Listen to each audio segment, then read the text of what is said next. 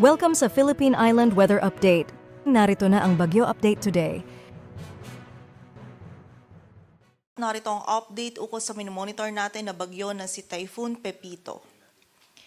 Sa kasalukuyan nga po ay patuloy ng binabaybay ni Bagyong Pepito yung karagatan, palayo pa dito sa ating kalupaan at huli itong namataan sa layong 145 kilometers west ng Sinait, Ilocos Sur. Taglay nito'y lakas ng hangin na 130 kilometers per hour malapit sa sentro at bugso ng hangin na umaabot sa 160 kilometers per hour. Ito'y kumikilos pahilagang kanluran sa bilis na 30 kilometers per hour at sa kasalukuyan po may kita nga natin dito sa ating satellite animation na bagamat yung sentro ni Bagyong Pepito ay binabaybay na po yung karagatan, is hagip pa rin ng rain bands nito itong area ng Northern Luzon maging yung ilang areas pa ng Central Luzon. So ngayong araw po yung mga areas na ito is makakaranas pa rin ng mga bugso ng mga malalakas na hangin and also ng mga pag-ulan at moderate to high risk pa rin na storm surge ngayong araw. And nakita po natin throughout this day po habang mas magiging palayo pa si Bagyong Pepito palabas ng ating area of responsibility ay unti-unti na pong aaliwalas yung panahon sa malaking bahagi po ng Luzon at ilang bahagi pa po ng ating bansa. At ayon nga dito sa ating latest forecast track analysis ni Bagyong Pepito, patuloy po itong kikilos generally west-northwestward ngayong araw at lalabas po ito ng ating area of responsibility ngayong umaga or mamayang tanghali. At may kita nga po natin dito sa ating forecast track muli po yung sentro ni Bagyong Pepito is nasa karagatan na, ngunit mapapansin po natin itong area ng yellow circle is hagip pa rin po itong area ng Northern Luzon at ilang bahagi pa ng Central Luzon, kung saan ngayong araw nga po is makakaranas pa rin ng bugso ng mga malalakas na hangin and also ng mga pag-ulan at meron pa rin po tayong moderate to high risk na storm surge na dulot ni Bagyong Pepito.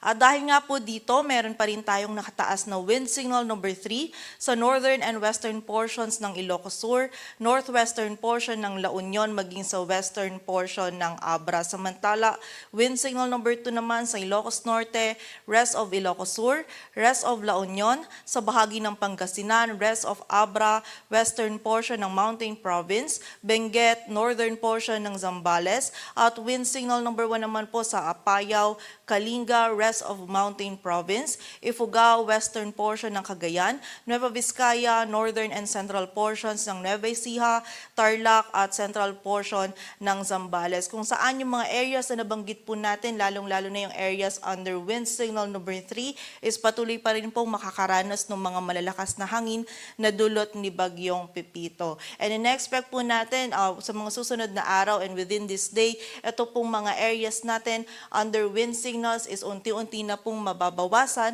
ngunit muli po sa kasalukuyan, meron pa rin tayong mararanasan na bugso ng mga malalakas na hangin sa areas nito. So patuloy pa rin pong pag-iingat para sa ating mga kababayan. Samantala sa mga pagulan naman po dulot ng outer rain bands ni Bagyong Pepito.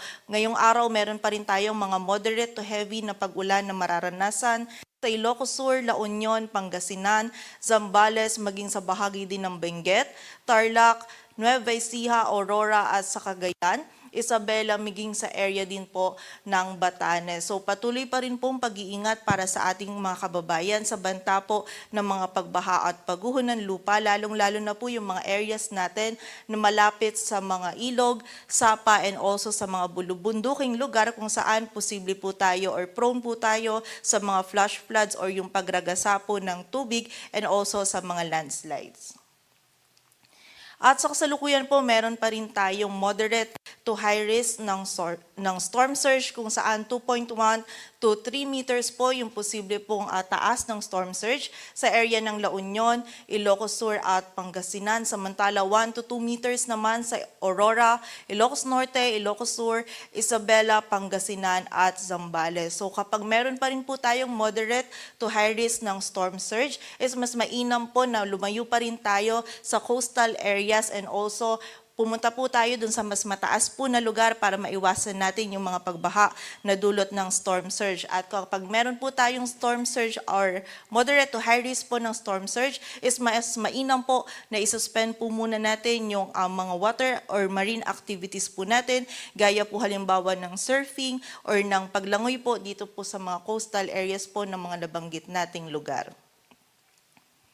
At sa kasalukuyan po, meron tayong nakataas pa din na gale warning sa area ng Ilocos Norte, Ilocos Sur, La Union, Pangasinan, maging sa northern coast ng Zambales, eastern coast ng Cagayan at sa bahagi po ng Isabela. Samantala, meron din po tayong gale warning na nakataas sa area po ng Batanes. Dulot po ito ng ina-expect natin na incoming northeasterly wind flow sa mga susunod po na oras.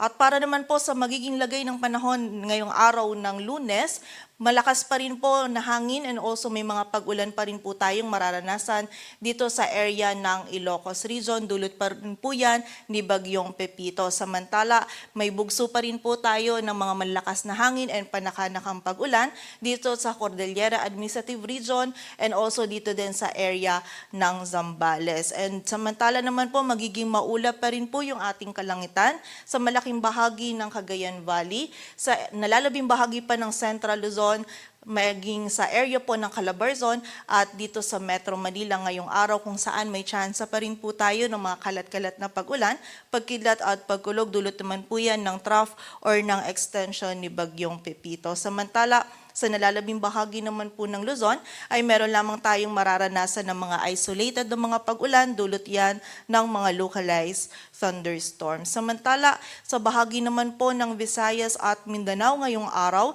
ay patuloy po magiging bahagyang maulap hanggang sa maulap yung ating kalangitan. Meron lamang po tayong mararanasan pa rin ng mga isolated na mga pag-ulan, dulot yan ng mga localized thunderstorms.